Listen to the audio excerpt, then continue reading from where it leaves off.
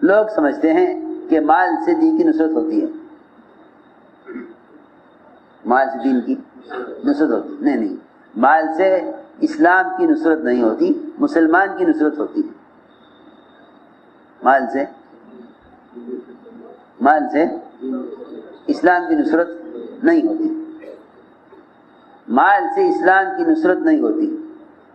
اسلام کی نصرت جو ہوتی ہے، اسلام کی نصرت جو ہوتی ہے وہ جان کھپانے سے ہوتی ہے، کیونکہ اسلام جان سے متعلق ہے،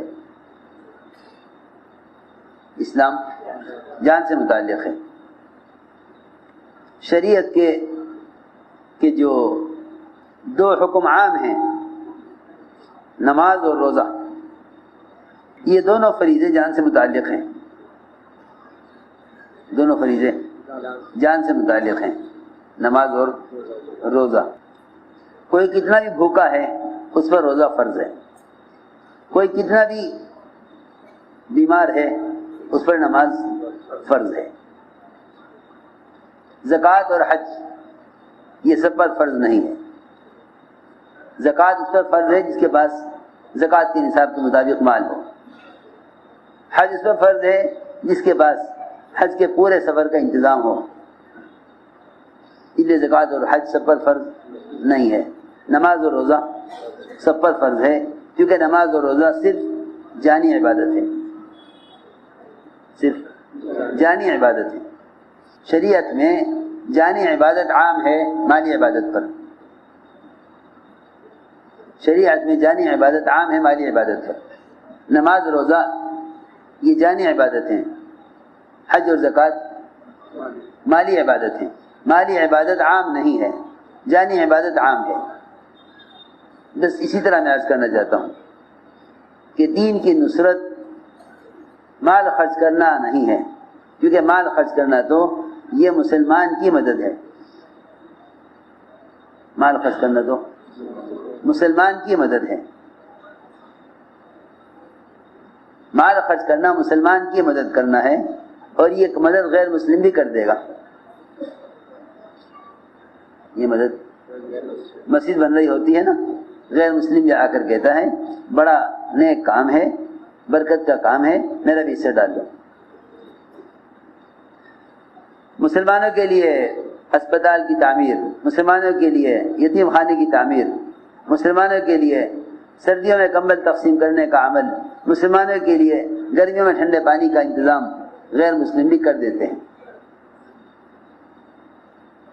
یہ بات یاد رکھنا کہ غیر مسلم اسلام کی مدد نہ کرے گا، مسلمان کی مدد کر دے گا۔ میں یہ ساری باتیں صرف اس لیے عرض کر رہا کہ مسلمان اپنے دین کی دعوت چھوڑے ہوئے ہیں، اپنے دین کی نصرت چھوڑے ہوئے ہیں۔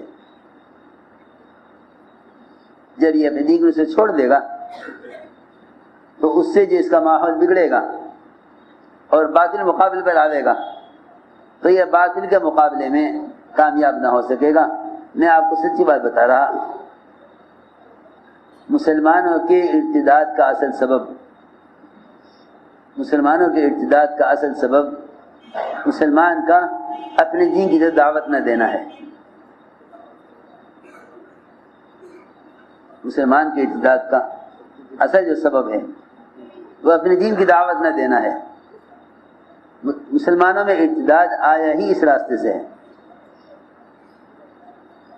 جب مسلمان اپنے دین کی دعوت نہیں دے گا دوسروں کو تو مسلمان کے یعنی اپنے دین پر باقی رہنے کے اسباب ختم ہو جائیں گے، کیونکہ جب یہ حق کی داعی نہ ہوگا تو باطل کی طرف مدعو ہوگا، اصولی بات ہے۔ میں ایک آسان سی مثال دے کر عرض کرتا ہوں۔ آپ اپنے گھر میں سارے محلے والوں کو دعوت دیں، اپنے گھر میں محلے والوں کو سب کو دعوت، بھئی آج میرے گھر میں سب کی دعوت ہے۔ آپ بتائیے آپ اس دن کسی بڑے سے بڑے آدمی کی دعوت قبول کر سکتے ہیں؟ نہیں، میرے گھر میں تو خود دعوت ہے، میں تو اپنے گھر میں سب کو مدعو کیے ہوئے ہوں۔ مجھے اپنے مہمانوں کو سنبھالنا ہے، میں نہیں آ سکتا۔ کوئی وزیر بھی یہ کہے کہ نہیں آج میرے ہاں دعوت تمہاری، تم کہو گے نہیں، میرے گھر میں مہمان آ رہے ہیں، میں لوگوں کو اپنے یہاں دعوت دے رہا ہوں، میں آپ کی دعوت قبول نہیں کر سکتا کسی قیمت پر نہیں۔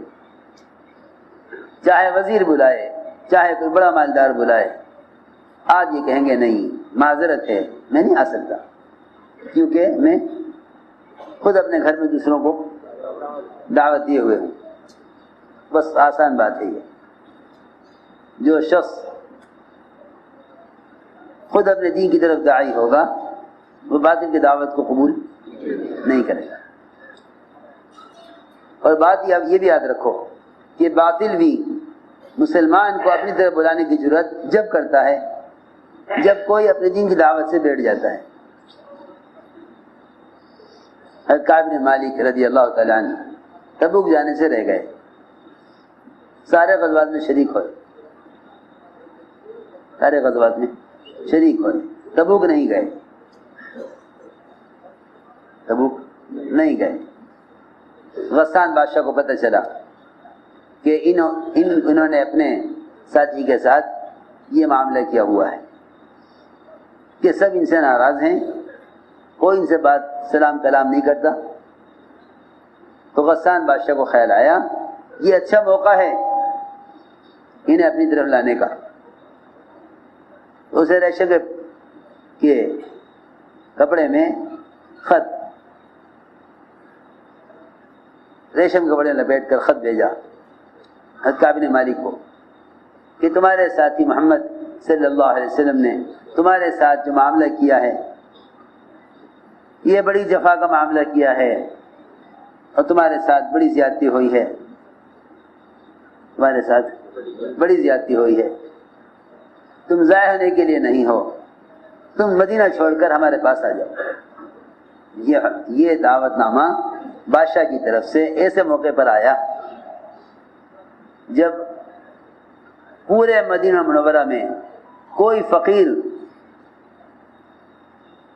اور کوئی ان کا دوست، کوئی ان کے سلام کا جواب دینے والا نہیں تھا، سارے مدینہ بائیکاٹ کیا ہوا۔ بیوی سے تسلی ہوتی ہے آدمی کو، بیوی کو بھی آپ کے حکم کی وجہ سے اس کے گھر بھیج دیا۔ حضرت کعب بن مالک نے پوچھا کہ یا رسول اللہ اگر آپ اس سے بھی راضی ہو جائیں کہ بیوی کو طلاق دے دوں تو میں آپ کو راضی کرنے کو، اسے طلاق دینے کو بھی تیار ہوں۔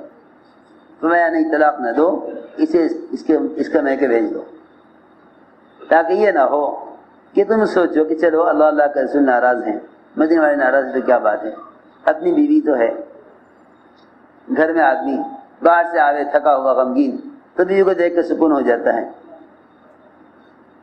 اللہ کی شان، جتنے بھی سکون اور راحت کے اور سہارے تھے حضرت کعب بن مالک سے سب چھڑوا دیے۔ ہم دیکھنا ہی چاہتے ہیں کہ یہ ان سارے حالات میں ہمارے ہو کر رہتے ہیں یا ہمارے غیر کی بات، ہمارے غیر کی دعوت پر چلے جاتے ہیں۔ اللہ، عجیب و غریب قصہ ہے۔ سارے مدینہ بائیکاٹ کیا ان کا، اور سارے مدینہ نے تو بائیکاٹ کیا ان کا، اور بادشاہ غسان نے کہا کہ ہمارے پاس آ جاؤ۔ سوچنے کی بات ہے، آدمی سوچتا ہے کہ چلو میرے اپنوں نے میرے ساتھ یہ کیا تو کیا بات ہے، دیکھو غیر ہمیں کتنی عزت دے رہے ہیں۔ بس ہمیشہ یاد رکھو جب مسلمان اپنے حق کا داعی نہ رہے گا تو باطل کو جرأت ہوگی کہ ان کو بھی طرف بلا لو۔ لیکن صحابہ تھے، وہ اپنے دین کی دعوت کی وجہ سے اپنے دین پر ایسے قائم تھے کہ بڑی بڑی بادشاہتوں کو ایسا جواب دیتے تھے کہ بڑی بڑی بادشاہتیں ان کے سامنے جھک جایا کرتی تھیں۔ اس زمانے میں کیونکہ مسلمان حق طرف داعی نہیں ہے